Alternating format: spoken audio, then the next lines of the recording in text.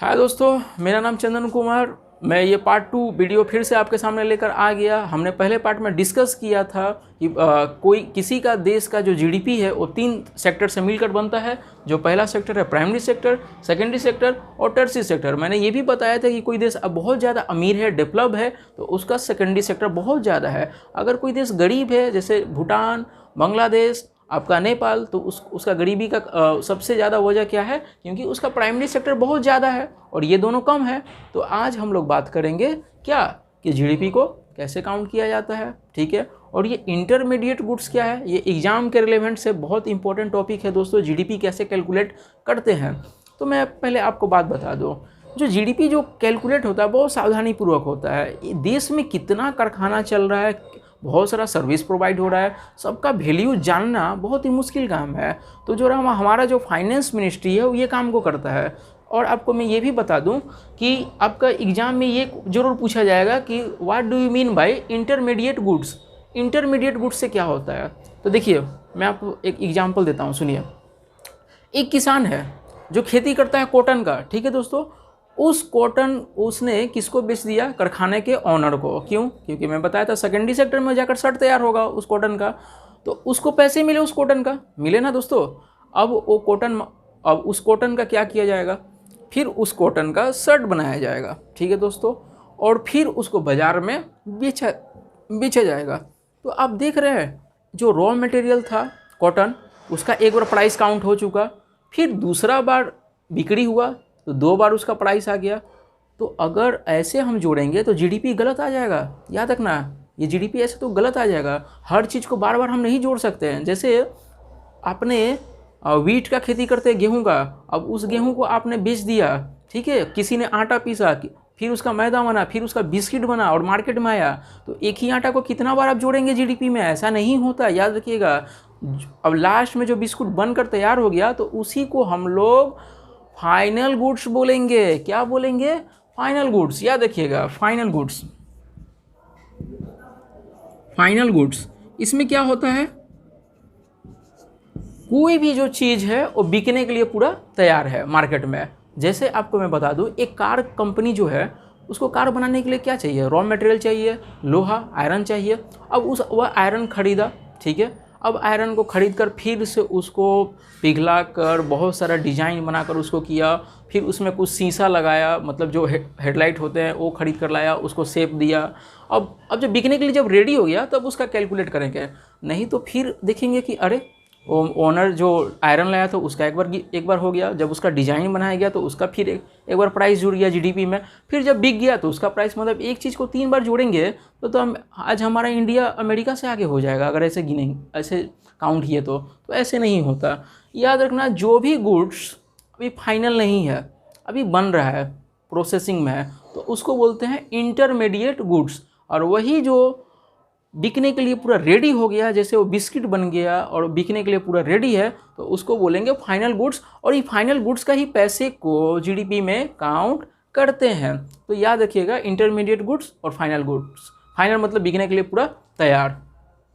दोस्तों, अभी हम बात करेंगे इम्पोर्टेंस ऑफ टर्शियरी सेक्टर, क्योंकि ये एक बहुत ही इंपॉर्टेंट क्वेश्चन है। आपको भी जानना होगा आपके एग्ज़ाम के लिए। और ये पूरा भारत के बारे में, गरीब और अमीर देश जो भी हैं, जो बन रहे हैं नए नए अमीर कंट्री, वो कैसे बन रहे हैं और ये टर्शियरी सेक्टर क्या कंट्रीब्यूशन कर सकता है, इस पे हम लोग अब बात करेंगे।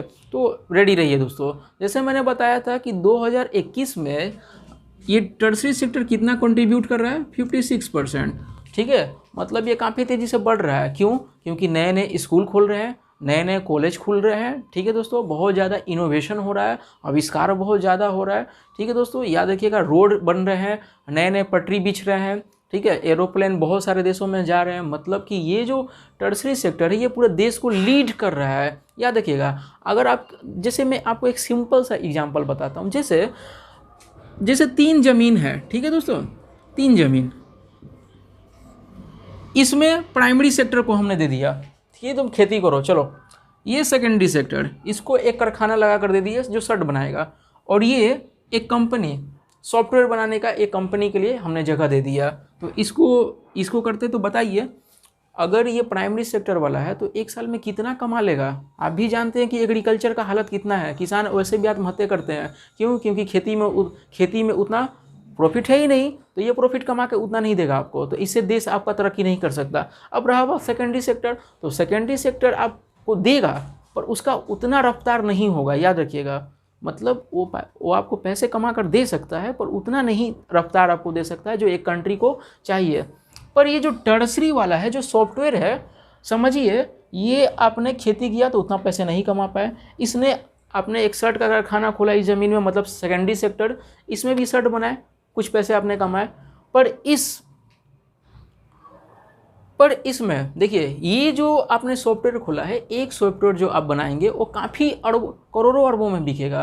आपको भी पता है, जैसे माइक्रोसॉफ्ट कंपनी है, अमेजन, ठीक है, आपका फेसबुक, ये सब क्या है? सर्विस प्रोवाइड करते हैं। ये कोई कपड़ा नहीं बनाते हैं, जूता चप्पल नहीं बनाते हैं, और तो ये दुनिया का भी सबसे बड़े कंपनी है। मतलब सर्विस आप जो प्रोवाइड कर रहे हैं, अभी सर्विस का वैल्यू बहुत ज़्यादा है, याद रखिएगा। जैसे आप अक्सर सुनते होंगे कि हम लोग टूर करने जाते हैं, हमारे इंडियन लोग मालदीव में, स्विट्ज़रलैंड में, ठीक है, तो स्विट्ज़रलैंड में, मालदीव में जो टूर करने जाते हैं तो वहाँ पे बहुत ज़्यादा पैसा खर्च करते होंगे। समझिए कि वहाँ रूम लिए, वहाँ पर रहें, ठीक है, वहाँ पर खाना खाए, वहाँ पे घूमे, बहुत सारे एंटरटेनमेंट वाले जगहों पे गए, पैसे दिए, तो काफ़ी खर्च किए। इसका मतलब ये है कि सब वो तो कुछ भी उनको तो मशीन में वो कुछ कर नहीं रहे हैं, मतलब वो सर्विस का मज़ा ले रहे हैं, सर्विस का लाभ ले रहे हैं। तो सर्विस सेक्टर एक देश को बहुत तेज़ी से बढ़ा सकता है। जैसे मैं आपको बता दूं कि जितने भी डेवलप कंट्री है, जैसे अमेरिका दुनिया का सबसे बड़ा डेवलप कंट्री है, सुपर पावर है, तो उसमें आपका टर्सरी सेक्टर कितना है? 78%, ठीक है, 78%। ग्रेट ब्रिटेन का टर्सरी सेक्टर कितना है? 80%, ठीक है, और हमारा कितना है? 56%। पर आपको मैं बता दूं, जब 2050 साल आएगा तो ये बढ़कर आपका कितना हो जाएगा? 75%, ठीक है दोस्तों, याद रखिएगा। जो भी डेवलप कंट्री है उसका टर्सरी सेक्टर बहुत ही अच्छे होते हैं। और ये टर्सरी सेक्टर बढ़ क्यों रहा है, तो मैं आपको बता दूं कि लोग जैसे जैसे पढ़ लिख रहे हैं, प्रोफेशनल हो रहे हैं, नए नए इनोवेशन कर रहे हैं, और इनोवेशन के दम पर क्या हो रहा है? बहुत सारे पैसे आ रहे हैं। जैसे हम लोग अभी क्या बहुत आगे निकल चुके हैं, हम लोग सॉफ्टवेयर आज पूरी दुनिया को बेचते हैं, आपको पता होना चाहिए। अमेरिका को भी हम लोग सॉफ्टवेयर बेचते हैं, हम लोग मेडिसिन बेचते हैं, ठीक है दोस्तों, काफ़ी तरह का हम सर्विस प्रोवाइड करने लगे हैं। इसलिए दुनिया में अब भारत कितना नंबर अमीर कंट्री है? 5th, याद रखिएगा, 5th, दुनिया का 5वां सबसे अमीर कंट्री है। और मैं आपको एक और बात बता दूं कि टर्सरी सेक्टर का बहुत ही इंपॉर्टेंस होता है। क्यों? क्योंकि अगर टर्सरी सेक्टर या सर्विस सेक्टर ना रहा तो आपका ट्रांसपोर्टेशन कौन कराएगा? आपने शर्ट बना लिया, गोडाउन में पड़ा रह जाएगा, उसको ट्रांसपोर्टेशन कराने के लिए कुछ चाहिए। तो आपके बच्चे हैं, अगर स्कूल नहीं बढ़ा, यूनिवर्सिटी नहीं रहा, तो आप कहाँ पढ़ाइएगा उन्हें? समझ में आ रहा है? रोड नहीं हुआ और अगर रेल नहीं हुआ तब कैसे जाएंगे एक जगह से दूसरी जगह? तो टर्सरी सेक्टर बहुत ही ज़रूरी है एक देश को डेवलप कराने में, ठीक है। तो समझ में आ गया होगा आपको अच्छे से कि टर्सरी सेक्टर क्या क्या इंपॉर्टेंस है। तो दोस्तों मेरा यह वीडियो यहीं तक रहेगा। अगर मेरे ये इस वीडियो से आपको कुछ नॉलेज मिल रहा है, ठीक है, आपको लग रहा है कि अब बहुत क्रिस्टल क्लियर हो रहा है, तो प्लीज़ मेरे चैनल को सब्सक्राइब करें और मेरे वीडियो को लाइक करके मुझे मोटिवेट करें। धन्यवाद, सत श्री अकाल, बाय बाय।